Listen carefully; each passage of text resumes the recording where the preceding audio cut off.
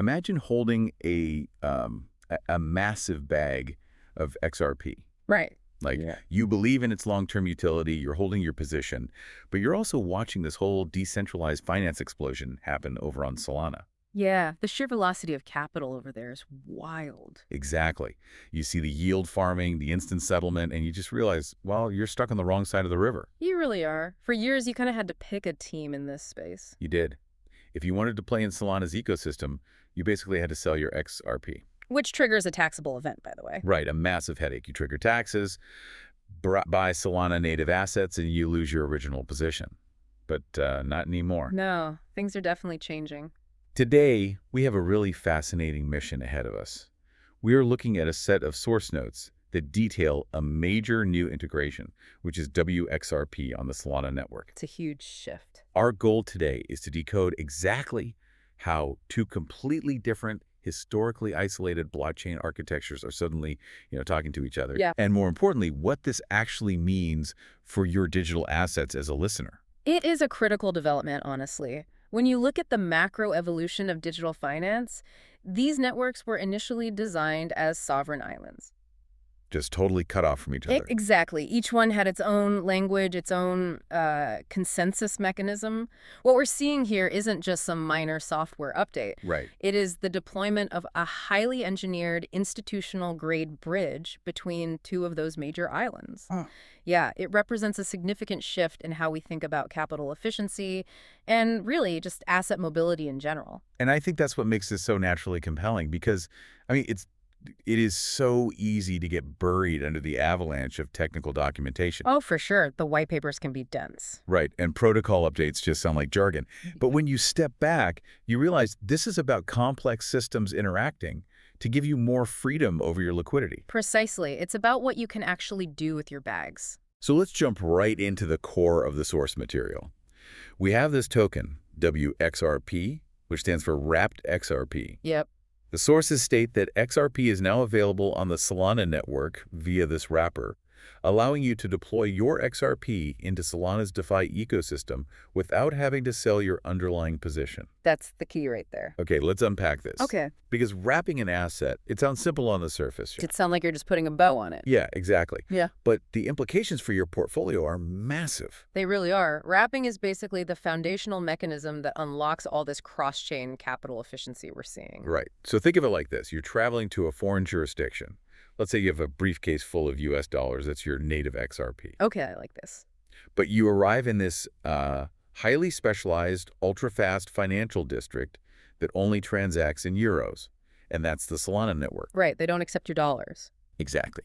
You want to deploy your capital there, but the infrastructure literally cannot read your currency.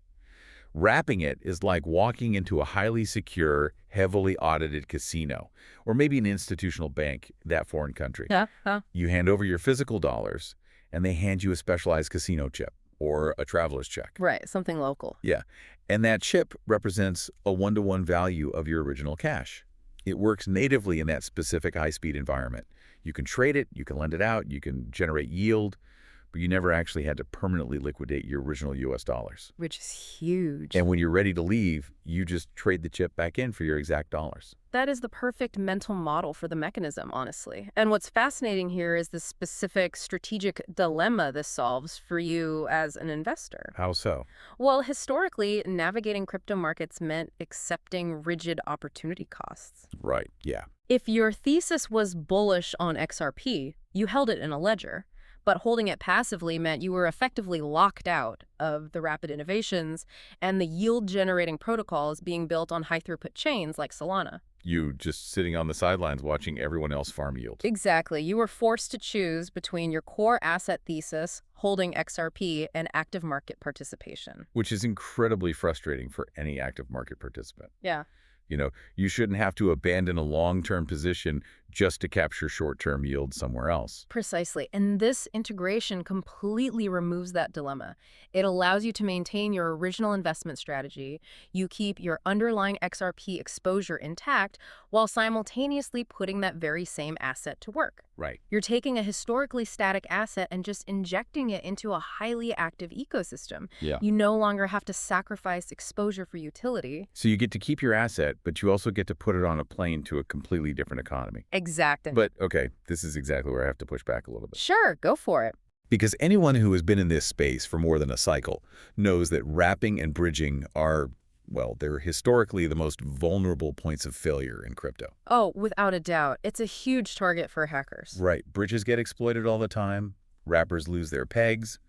Our sources mention that wXRP is a one-to-one custody-backed token issued by Hex Trust and bridged through LayerZero. Yes. So I have to play the skeptic here. Uh. We see the phrase one-to-one backing thrown around constantly in this industry. And usually it's right before a spectacular collapse. Unfortunately, yeah. That's a fair point. How do you actually know it's not just a digital IOU written on a napkin? It is the single most important question you should be asking. Honestly, if you're crossing a bridge, you need to know the engineering is sound. Trust and custody aren't just buzzwords here. They are the bedrock of the entire operation. Because, going back to analogies, if I'm going to a high-end restaurant and handing over my incredibly expensive winter coat, which is my native XRP, and the attendant hands me a little numbered paper ticket, my wXRP, I need absolute mathematical certainty that my coat is actually sitting securely on a hanger in the back room. You don't want them wearing it out on their smoke break. Exactly. Yeah. I need to know the attendant isn't wearing it around town or lending it to their friends or like bundling it with 100 other coats to use as collateral for a risky bet. Which happens in crypto all the time. Right. So how does this specific architecture guarantee the coat stays on the hanger? Okay, let's aggressively break down the mechanics provided in the sources to answer that, because they use very precise legal and technical language to address this exact vulnerability. Okay, let's hear it. First, let's look at the players. Hex Trust is the issuer. They are the institutional coat check attendant in your scenario. Got it. LayerZero is the bridge infrastructure. So LayerZero isn't a vault itself, right? It's the underlying omnichain transport layer, securely passing the cryptographic messages back and forth between the XRP ledger and the Solana network. So LayerZero is just the secure messaging system. Exactly. But the most crucial part of the source material is the specific language used regarding the backing. The notes explicitly state that each wXRP is backed one-to-one by native XRP held in segregated, compliant custody accounts. Okay, wait. Segregated compliant custody accounts. Yeah. That sounds like heavy institutional jargon. Like, is that just corporate speak, or does it actually provide a structural firewall for your assets? No, it provides an absolute structural firewall. Let's dissect segregated first. Okay. In traditional finance and properly structured crypto custody, segregation basically means bankruptcy remoteness. Meaning what, exactly? It means the XRP you hand over is kept strictly, mathematically, and legally separate from Hex Trust's own corporate balance sheet. Oh, wow. Okay. Yeah. If Hex Trust were to make a terrible business decision and face financial ruin, your assets are entirely ring-fenced. They cannot be touched by creditors or used to satisfy the company's debts. So they can't be liquidated to pay off someone else's mistake. Exactly. They are sitting in an isolated vault. That guarantees your coat isn't being worn around town or used as collateral. So even if the issuer completely goes under, my underlying asset is legally untouchable. That's a huge relief. That covers the segregation part. But what about compliant?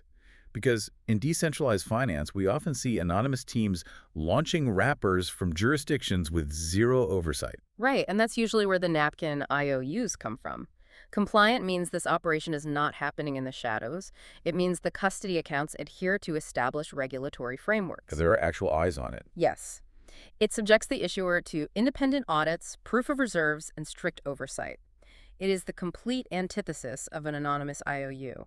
It is a claim backed by institutional-grade legal structures. That makes a lot of sense. And if we connect this to the operational reality of the bridge, the final piece of evidence the sources provide is perhaps the most definitive. The wXRP can be redeemed at any time. Ah, the bank run test. Exactly, the bank run test. Any system that relies on fractional reserves or rehypothecation will inevitably fail a mass redemption event. Always. Right, because the money isn't actually there. Yep. But the architecture here is designed for immediate, anytime redemption. That is the ultimate technological and operational proof of the one-to-one custody. Because if it wasn't there, the smart contract would stall. Precisely. Yeah. You can walk up to that digital coat check at 3 in the morning, hand over your wXRP ticket, and demand your native XRP back. The fact that the system guarantees that execution means the liquidity is sitting right there, unencumbered. Okay, that significantly changes the risk profile. Yeah. So we've established that the bridge is sound. Hex Trust is guarding the underlying asset in a segregated, legally compliant vault. Right. LayerZero is handling the secure messaging, verifying the lock and mint process without acting as a centralized honeypot itself. So the asset is safe. It is safe. But, and this is a massive, but the most secure bridge in the world is completely useless if it just leads to a ghost town. Oh, absolutely. You don't wrap an asset just to let it sit passively in a new wallet. So what is the actual destination? Where do you take this newly wrapped wXRP once you're on Solana? Well, the sources outline a very deliberate environment designed to maximize the velocity of this asset. First, you need an interface, and the notes specifically highlight Solana-compatible wallets like Phantom. Right, Phantom is huge over there. It is. From there, you are taking your wXRP directly into Solana-native decentralized applications. They specifically named Jupiter, Meteora, and Titan Exchange. Okay, so the Phantom wallet acts like your digital passport and your vault combined.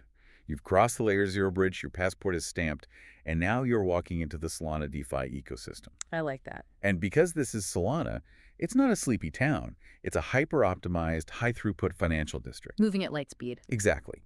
You look around, and you see these established protocols. You've got Jupiter, Meteora, Titan Exchange. But what is the strategic advantage of moving an asset here? Like, what are you actually doing when you connect your wallet to these specific applications? You're basically transitioning your capital from being purely passive to being highly active. The source material specifies 3 primary mechanisms of utility on these platforms. Okay, what are they? Trading, lending, and providing liquidity. Let's walk through the mechanics of each, because this is where you actually extract value from the integration. Yeah, let's break that down. Trading is the most immediate one. You connect to Jupiter, which operates as Solana's premier decentralized exchange aggregator. Okay. It basically routes your trade across multiple liquidity pools to find the absolute best price for you. You can instantly swap your wXRP against SOL, stablecoins, or really any other asset in that ecosystem with sub-second finality. Wow. So if you spot a market opportunity on Solana, you no longer have to wait for centralized exchange transfers or deal with bridging delays. Exactly. You just use your wXRP as instant dry powder. Precisely. Yeah. It gives you immediate agility. You're right there in the action. Then we have lending. You can deploy your wXRP into lending protocols like Meteora or Titan Exchange. Instead of your XRP sitting idle in cold storage waiting for, macro price appreciation. Just gathering dust. Right. Instead of that, you deposit it into a smart contract where it is programmatically lent out to other traders or protocols. And in exchange for supplying that capital, you earn a dynamic yield. So you're getting paid to hold. Yes. You are effectively capturing interest on an asset that previously offered absolutely no native yield mechanism. That is a massive paradigm shift. You're essentially turning a non-yielding bearer asset into a productive, cash-flowing asset, all without giving up your exposure to XRP's actual price action. It fundamentally changes the math of holding the asset. It really does. And the third action, providing liquidity, allows you to capture value from the market's activity itself. How does that work? You can take your wXRP and deposit it into an automated market maker, an AMM. You pair it with another asset like USDC or SOL. By doing this, you are funding the very pools that allow other traders to execute their swaps. Every time a trade routes through your pool, the protocol charges a fee, and a portion of that fee accrues directly back to your position. So you cease being just an investor, and you actually become the infrastructure of the exchange itself. Exactly. You become the house. Every time someone trades XRP on Solana, you're capturing a fraction of a cent. It adds up fast. But wait, this immediately brings up a massive logistical hurdle. Oh, what's that? We're talking about automated market makers and Jupiter aggregators and Titan Exchange lending markets. Yeah. None of those mechanisms function if the liquidity pools are shallow. Ah. You are hitting on the classic vulnerability of decentralized finance, the cold start problem. Right. Here's where it gets really interesting. Because you can build, like, the most elegant smart contracts in the world. Let's say Meteora has the most optimized code ever written. Sure. But if you launch this integration and the liquidity pools are just completely empty, the entire thing falls apart. It's like opening a massive state-of-the-art restaurant on opening night, but the dining room is totally empty. And nobody wants to eat in an empty restaurant. Exactly. They look through the window, they see zero activity, assume the food is terrible, and walk away. If I take my wXRP across the bridge and I want to trade it, but there's no liquidity on the other side, the slippage would be catastrophic. It would be unplayable. So looking at the sources, they note that this integration debuted with a massive liquidity pool over $100 million to ensure seamless trading and market making. Yep. Why was a 9-figure injection mathematically necessary right out of the gate? Like, why not build it up slowly? Well, to map it back to your restaurant analogy, dropping $100 million into the pools on day one is the equivalent of the developers basically hiring hundreds of people to pack the tables, order the most expensive items on the menu, and create this incredibly vibrant atmosphere the absolute second the doors unlock. Oh. Only in DeFi, we call it deep liquidity provisioning, and it is literally the only way to prevent the slippage you just mentioned. Let's dive into the mechanics of that slippage, because $100 million is a massive flex for a day one launch. Yeah. It tells me they are expecting serious volume. It is a massive flex, and it is entirely necessary to attract institutional and whale capital. Right, the big players. Exactly. Imagine you are a high-net-worth individual or a fund. You just wrapped a significant amount of XRP. You take your phantom wallet over to Jupiter, and you want to swap, say, $1 million worth of wXRP for Solana. Okay. If the liquidity pool, the automated smart contract holding the paired assets, if it only has a total value locked of, say, $2 million, your single trade is going to violently unbalance the mathematical curve of that pool. Right, because my one trade is half the pool. Yeah. You would essentially drain the liquidity on one side of the pair entirely. You would. And the algorithm that governs the AMM automatically adjusts the price based on the ratio of assets left in the pool. If you drain it, the price moves aggressively against you while your trade is actually executing. Ouch. Yeah. You might start the trade at market price, but by the time the smart contract fills your entire order, you're paying a 5, 10, or even 15% premium. That is slippage. That's a huge haircut just to make a trade. You end up getting a terrible exchange rate. Or if you set your slippage tolerance low to protect yourself, the trade simply reverts. It fails entirely. And friction is the absolute enemy of adoption. I mean, if my first experience crossing the LayerZero bridge results in a failed transaction or a 10% loss to slippage, I'm never using that ecosystem again. I'm going straight back to centralized exchanges. Exactly. The developers understood that you cannot launch an institutional-grade bridge with retail-level liquidity. It just doesn't work. So how do you guarantee a flawless user experience, instant execution, and zero price impact on day one? The answer is overwhelming liquidity. By seeding over $100 million into these AMMs and lending protocols right at launch, the operators ensured that the pools are incredibly deep. So it can absorb anything. Exactly. A user can come in and execute a multi-million-dollar swap, and mathematically, it is just a drop in the ocean. The ratio of the pool barely twitches. Wow. The price remains perfectly stable, the slippage is virtually non-existent, and the transaction settles at the speed of the Solana network. It is the ultimate infrastructural vote of confidence. They didn't just build the bridge and hope people would slowly bring liquidity over. They built the bridge, paved the roads on the other side, and pre-funded the entire financial district with 9 figures of capital. Yeah. Just to ensure that the moment you arrive, the markets are ready to absorb whatever size trade you throw at them. The phrase seamless trading mentioned in the source notes isn't just some marketing buzzword. It's a mathematical certainty engineered by that $100 million engine. It removes the friction entirely. It allows capital to flow across chains smoothly, behaving exactly as it would on a centralized order book, but with all the benefits of self-custody and decentralized finance. Okay, this has been an incredibly enlightening journey through our source notes today. Let's synthesize exactly what we've unpacked for you. You've seen the mechanics of how you can take a historically isolated asset that you fundamentally believe in your native XRP. Right.